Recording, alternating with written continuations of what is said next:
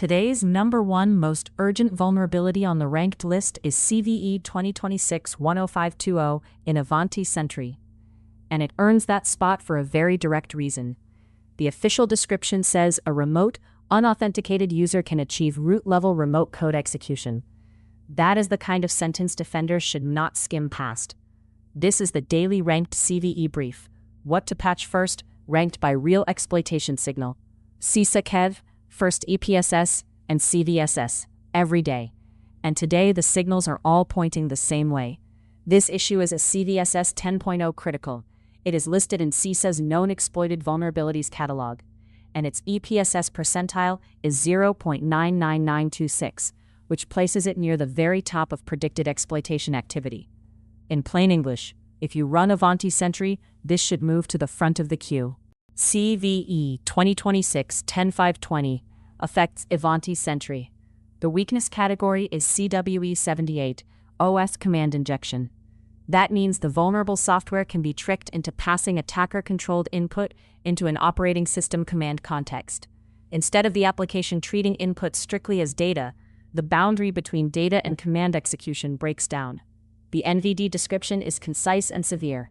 An OS command injection vulnerability in Ivanti Sentry before the R10.5.2, R10.6.2, and R10.7.1 versions allows a remote unauthenticated user to achieve root-level remote code execution.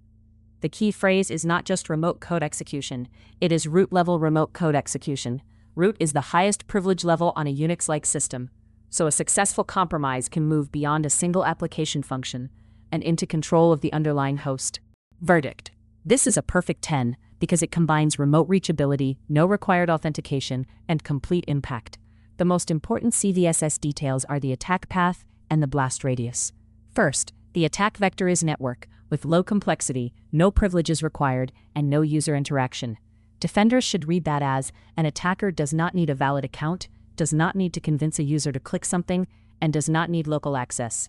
Second, the impact is rated high for confidentiality, integrity, and availability, with changed scope. That means a successful attack can expose data, alter systems or configurations, and disrupt service. You do not need to memorize the full vector to understand the operational meaning. A remotely reachable appliance with unauthenticated root-level code execution is exactly the kind of vulnerability CVSS was designed to flag as urgent. The reason this is not just another critical advisory is the real-world signal. CVE 2026-10520 is on CISA's Known Exploited Vulnerabilities catalog. KEV status means defenders should treat the vulnerability as more than theoretical. It indicates known exploitation has been observed and that agencies and enterprises should prioritize remediation. The EPSS percentile, 0.99926, reinforces that urgency.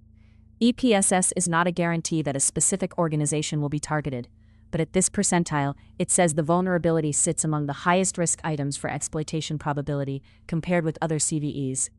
Put those signals together with a CVSS 10.0, and the picture is clear. This is not a wait for the next maintenance window issue if the system is reachable. It is a find it, verify it, remediate it priority. At a conceptual level, the dangerous path is straightforward. An attacker reaches a vulnerable Sentry interface over the network. Because the CVSS vector says no privileges are required and no user interaction is required, the concern is not a stolen admin password or a phishing step.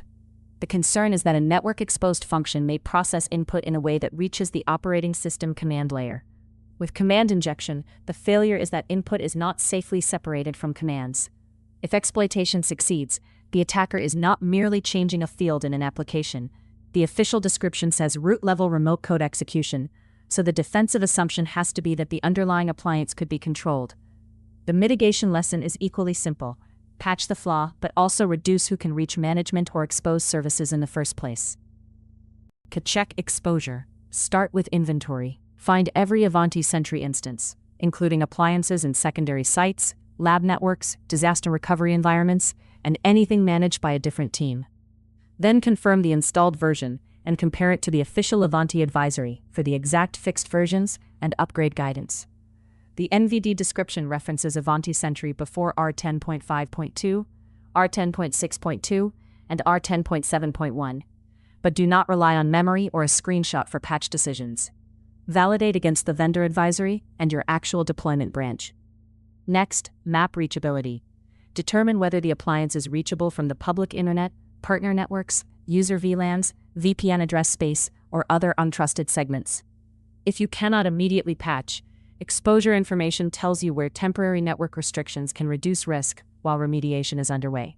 The primary fix is to apply Ivanti's remediation for CVE 2026-10520 according to the vendor advisory. Because this is KEV listed and rated 10.0, treat patching as an emergency change for exposed systems, not routine backlog work. In parallel, restrict network access to Sentry, so only required trusted sources can reach it. If management access is broader than necessary, tighten it. Review local configuration, integrations, and administrative accounts for unexpected changes. Preserve relevant logs before making disruptive changes, because if a device was exposed while vulnerable, you may need those records for investigation. After updating, verify the version, verify the device is functioning, and verify that access controls still match your intended design. Patching removes the known vulnerability. Validation and review help answer whether anything happened before the patch. Detection should focus on behavior that does not fit a normal appliance role. Look for unusual application or system log entries around request handling, errors, crashes, or command execution-related messages. Watch for unexpected child processes, new or modified files, configuration changes, or services that were not part of the known baseline. Network monitoring matters too. A Sentry appliance should have a predictable pattern of administrative access and expected communications. Unusual outbound connections, traffic to unfamiliar destinations, sudden spikes, or access attempts from untrusted networks should be investigated.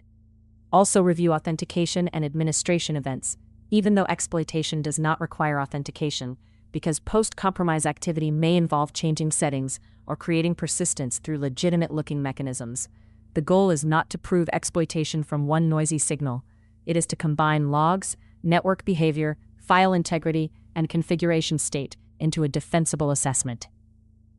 Bottom line, CVE 2026-10520 is today's #1 ranked vulnerability because the defensive signals align.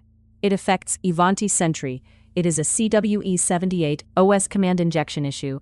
The official description says remote unauthenticated root-level remote code execution. It carries a CVSS 10.0 critical score. It is in CISA KEV, and its EPSS percentile is 0.99926. If you operate Ivanti Sentry, identify every instance, compare versions against Ivanti's advisory, patch quickly, restrict reachability, and review exposed systems for signs of compromise.